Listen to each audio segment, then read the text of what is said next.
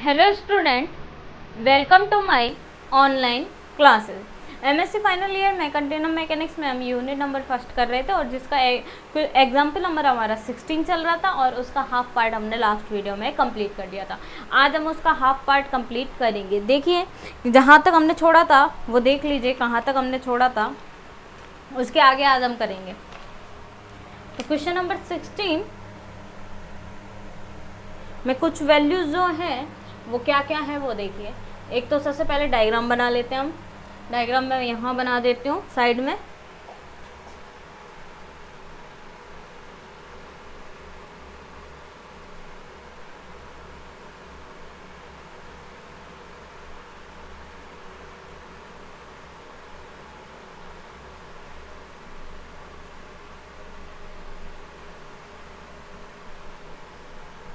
ये था y1, y2 और वैल्यू थी y3। यहाँ था n, p, l, b और ये पॉइंट था o, ठीक है। c ये था, m ये था और ये पॉइंट था a, y2 y3, ठीक है।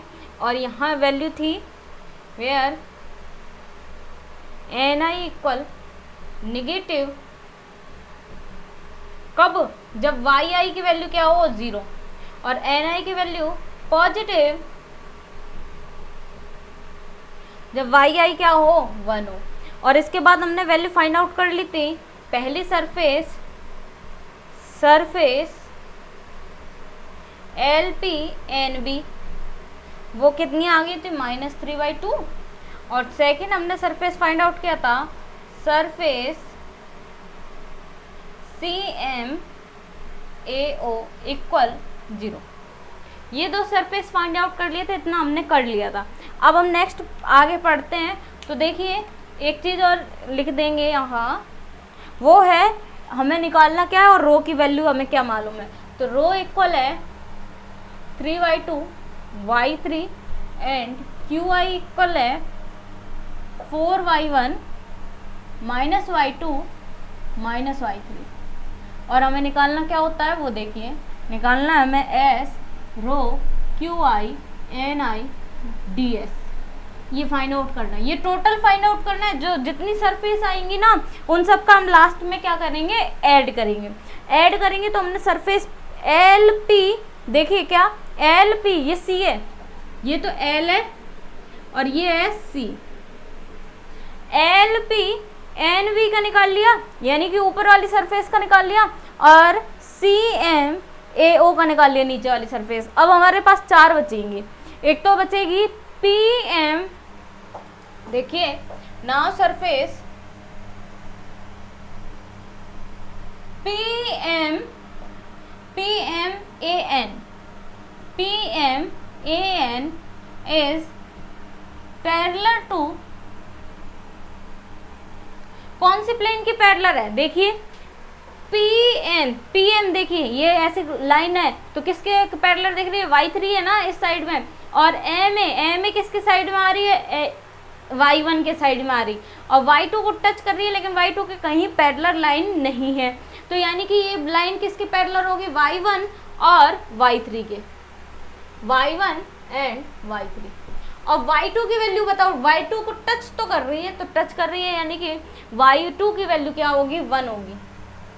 y2 की वैल्यू 1, तो यानी कि ये कंडीशन आएगी पॉजिटिव वाली। तो ni हमारे पास क्या आएगा? E2 आएगा, पॉजिटिव। अब हम निकालेंगे S रो QI NI DS। तो रो की वैल्यू क्या आएगी? S 3/2 y3, QI की वैल्यू आएगी 4y1 E1 -y2 E2 -y3 E3, NI की वैल्यू क्या है? E2। DS की वैल्यू क्या होगी? dy1 dy3, ये वैल्यू होगी dy1 और dy3। अब आगे से मल्टीप्लाई करोगे तो E2 का E2 से मल्टीप्लाई होगा 1, तो क्या आएगा? -3s y2 square y3 dy1 dy3।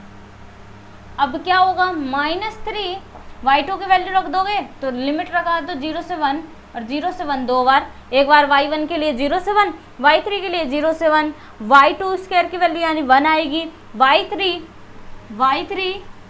dy1 dy3। अब आगे से सॉल्व आउट करोगे तो -3 0 से 1 y3 का क्या होगा, y3 स्क्वायर अपॉन 2 लिमिट 0 से 1 dy1। आगे से सॉल्व आउट करोगे -3 0 से 1, ये कितना आएगा 1/2 आएगा यानी -3/2 dy1। और क्या आएगा y1 आएगा, y1 ही बचेगा, तो y1 का क्या होगा 1 लिमिट और रखोगे तो कितना आएगा -3/2 आ गया। तो तीसरा सरफेस कितना आ गया -3/2 आ गया। सरफेस किसके लिए आ गया, सरफेस यहाँ कहाँ है, कौन सा सरफेस लिखा था, PMAN इक्वल -3/2। अब PMAN निकाला तो अब हम निकालेंगे ये वाला, इसके जस्ट सामने कौन सा आएगा, ये वाला।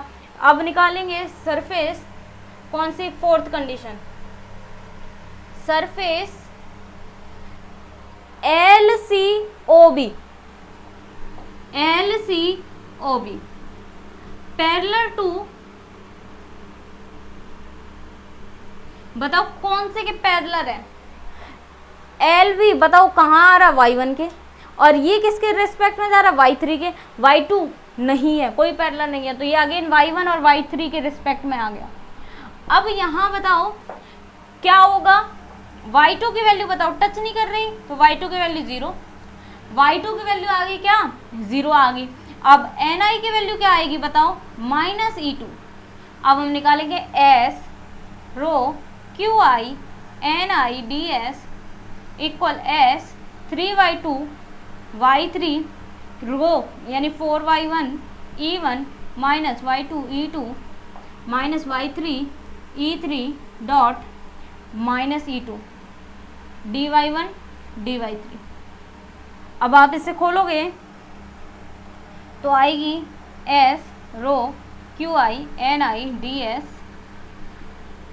माइनस माइनस मल्टीप्लाई होगा प्लस, और कितना आ जाएगा 3s y2 square y3 dy1 dy3।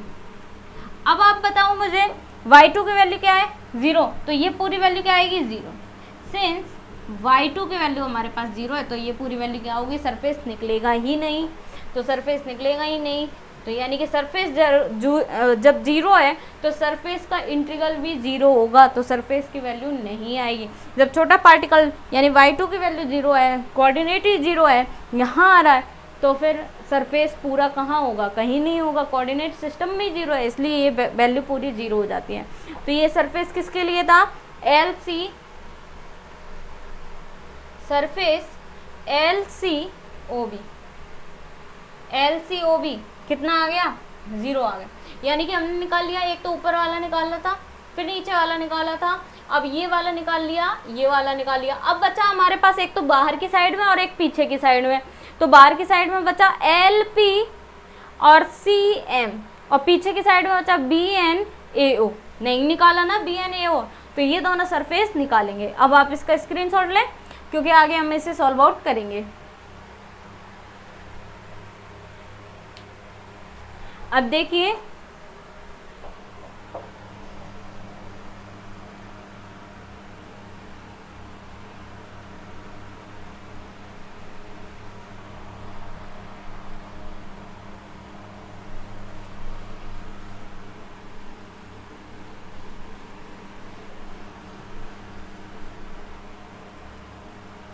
अब सरफेस 5th नंबर पार्ट है, सरफेस बाहर की साइड में क्या है LPCM पैरेलल टू, किसके पैरेलल है, LP किसके पैरेलल है y2 के, और LC किसके पैरेलल है y3, तो y2 और y3।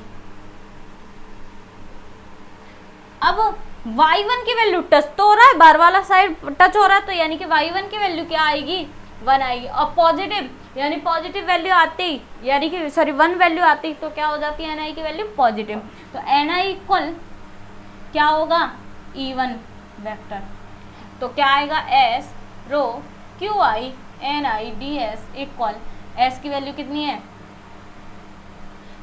3y2 y3 और 4y1 e1 minus y2 e2 minus y3 e3 और इनटू में ni की वैल्यू कितनी है e1 vector ds dy2 dy3। अब देखिए, अब हम निकालेंगे e1 से e1 का मल्टीप्लाई होगा तो किसका साइन आएगा, प्लस का आ जाएगा, यानी कि 12s y2 y3 y1 dy2 dy3। अब बताओ y1 की वैल्यू क्या है 1 है, तो यहाँ से मैं इसको हटा दूँ तो हमारे पास आएगा 12s y2 y3 dy2 dy3। और यहाँ लिमिट भी कितनी बार आएगी 0 0 से 1 0 से 1, एक बार y1 के रिस्पेक्ट में एक y3 के रिस्पेक्ट में। तो देखिए 12 0 से 1 y3 का करोगे तो y2 as it is y3 square upon 2 limit 0 से 1, क्यों 1 ले रहे यूनिटरी है इसलिए। और यहाँ क्या आ जाएगा dy2, ये वैल्यू आएगी 12 और 1 अपॉन में 2 यानी कि 6 आ गया, और 0 से 1 y2 dy2 कितना आएगा 6 मल्टीप्लाई y2 का स्क्वायर अपॉन 2 0 से 1 खोलोगे तो कितना आएगा 2 से डिवाइड जाएगा 3, कितना आ गया 3। तो फिफ्थ सरफेस हमारे पास कौन सा आ गया,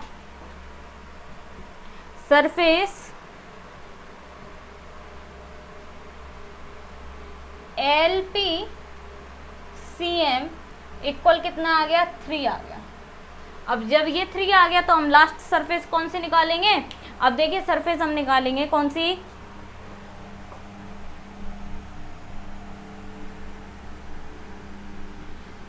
LP CM आ गया तो पीछे वाली कौन सी बची BNAO, surface BNAO is parallel to, बताओ कौन सी पैरेलल है, BN किसके लाइन में गई y2 के, और AN किसके लाइन में जा रही y3, तो y2 एंड y3। और बताओ y1 टच हो रहा है क्या, तो y1 की वैल्यू टच नहीं हो रही तो y1 इक्वल 0, और ni की वैल्यू हमारे पास क्या आएगी नेगेटिव, यानी -e1 वेक्टर। अब -e1 वेक्टर आ गया तो देखिए यहाँ पर मैं डायरेक्ट लिख दूँ, हमारे पास s रो qi ni ds कितना आएगा s 3y2 y3 4y1 e1 minus y2 e2 minus y3 e3 into ni की value -e1 vector dy2 dy3। e1 से e1 मल्टीप्लाई होगा तो 1 आ जाए, माइनस आ जाएगा, -12 y1 y2 y3 y1 y2 y3 dy2 dy3। अब बताओ, ये बताओ y1 की वैल्यू क्या है 0, तो ये वैल्यू पूरी क्या हो गई 0 हो गई, सिंस y1 इक्वल 0। तो कौन सा सरफेस लास्ट 0 आ गया हमारे पास, हमारे पास आ गया सरफेस BNAO, ठीक है BNAO। तो मैं इसको यहाँ लिख दूँ,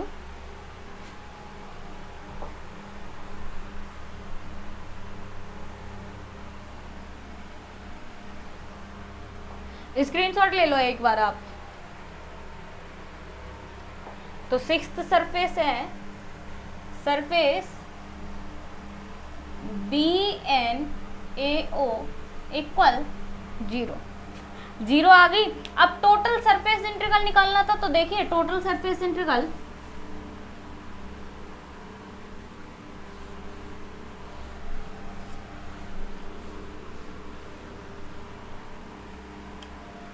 टोटल सरफेस